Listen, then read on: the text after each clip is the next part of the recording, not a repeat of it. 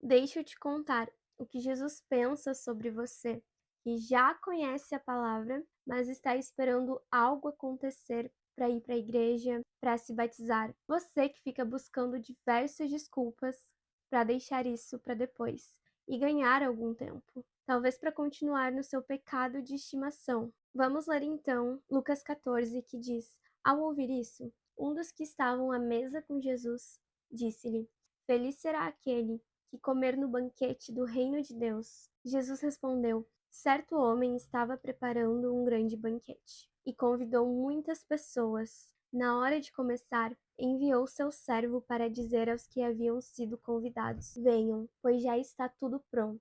Mas eles começaram, um por um, a apresentar desculpas. O primeiro disse: Acabei de comprar uma propriedade e preciso ir vê-la.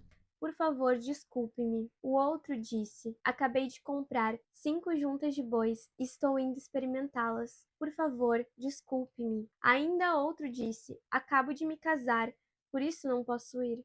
O servo voltou e relatou isso ao seu senhor. Então o dono da casa irou-se e ordenou ao seu servo: Vá rapidamente para as ruas e becos da cidade e traga os pobres, os aleijados, os cegos e os mancos. Disse o servo: O que o senhor ordenou foi feito, e ainda há lugar. Então o senhor disse ao servo: Vá pelos caminhos e valados e obrigue-os a entrar, para que a minha casa fique cheia. Eu lhes digo: nenhum daqueles que foram convidados provará do meu banquete. Observe que a salvação é disponibilizada para todos, mas quem acaba valorizando mais ela é quem não tem nada, enquanto quem foi amorosamente convidado por Jesus acaba perdendo ela. Essa passagem bíblica é terrível, mas não é a única na Bíblia que demonstra que muitos cristãos não entrarão no reino de Deus. E que, na verdade, muitos do que nem conhecem a palavra de Deus se arrependerão no último momento e vão acabar fazendo parte desse reino.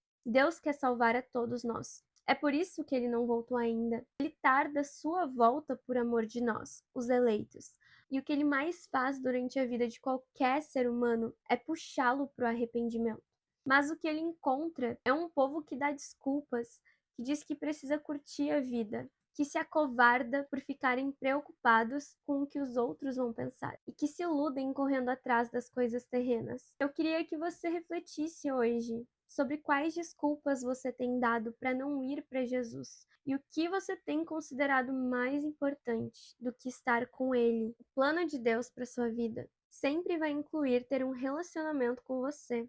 Como você vai me dizer que deseja passar a eternidade com alguém que você tá nem aí para a existência? O que você vai fazer lá no céu? Nem Jesus teve o seu corpo glorificado sem passar pela dor e humilhação da cruz. E você acha que vai ser glorificado com ele vivendo desse jeito? Você quer adorar a Deus no céu, sendo que tá adorando o diabo na terra? E se você falar para mim que quer ir pro céu, mas não gasta 15 minutos do seu dia, e todos nós temos 15 minutos, isso é indiscutível. Eu podia até falar 1 hora, mas vamos com 15 minutos. Também todo mundo consegue 1 hora, caso realmente priorize isso.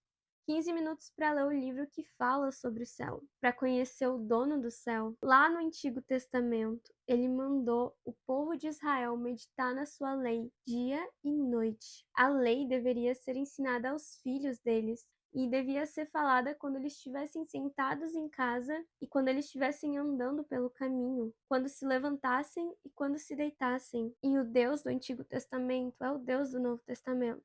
Ele não mudou porque ele é imutável. Ele permanece para sempre.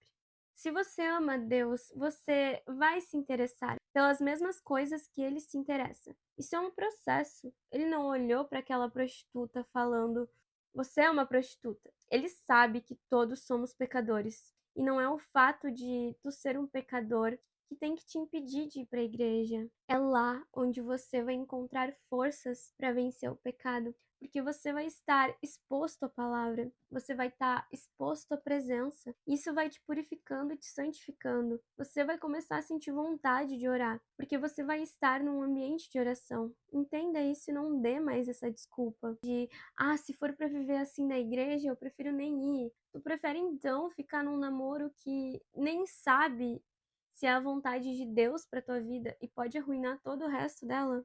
Prefere sair com amigos que estão contigo porque você está bem, mas e quando você estiver chorando, será que eles vão parar tudo para te socorrer como Deus faria? Ou vão continuar vivendo a vida deles normalmente? Você prefere sair no domingo porque seu emprego te impede de ir na igreja e domingo é seu único dia livre, então é a sua prioridade sair e não ir para a casa de Deus? Quando a Bíblia tem tanto exemplo do que acontece na vida das pessoas que colocam qualquer coisa acima do Senhor. Isso nunca acaba bem. E se não acaba bem nem aqui na terra, imagina onde você vai parar se você não se arrepender. Você não precisa ter toda a sua vida em ordem para começar a seguir Jesus. Apenas comece, porque não há mais tempo. Jesus está voltando. Ele mesmo nos avisa que voltará como um ladrão e que assim como conseguimos discernir quando vai chover e quando vai fazer calor, também haverá sinais. Olha a sua volta, tá tudo desmoronando. A comida que a gente come é um veneno e tá cheio de plástico. Os tipos de doenças só aumentam e as pessoas já estão nascendo doentes porque até nosso DNA estão modificando. As redes sociais acabaram com o psicológico de todo mundo. Crianças têm acesso à pornografia. Eu também fui vítima disso e destruiu meu cérebro muito cedo. As guerras e as crises só vão aumentar. Eu nem olho jornal e sei muito pouco para ficar falando disso. Mas se você ligar a TV agora, você vai ver como o mundo está. E através disso você pode se perguntar por que você ainda está esperando algo bom aqui na Terra. As pessoas só querem ir atrás de dinheiro, até os próprios líderes religiosos. Mas não seja um tolo de perder a sua salvação, usando isso como desculpa para não ir para a igreja. Essa ganância dos líderes é apenas uma profecia bíblica se cumprindo, e a palavra de Deus tem que se cumprir. Essa geração tá obcecada em assistir vídeos sobre como juntar os primeiros 100 mil, como enriquecer rápido e como se tornar melhor do que os outros. Eu tô falando isso porque eu também fiquei assim, tá? Tudo que eu prego é porque eu vivi. Senão eu seria uma hipócrita.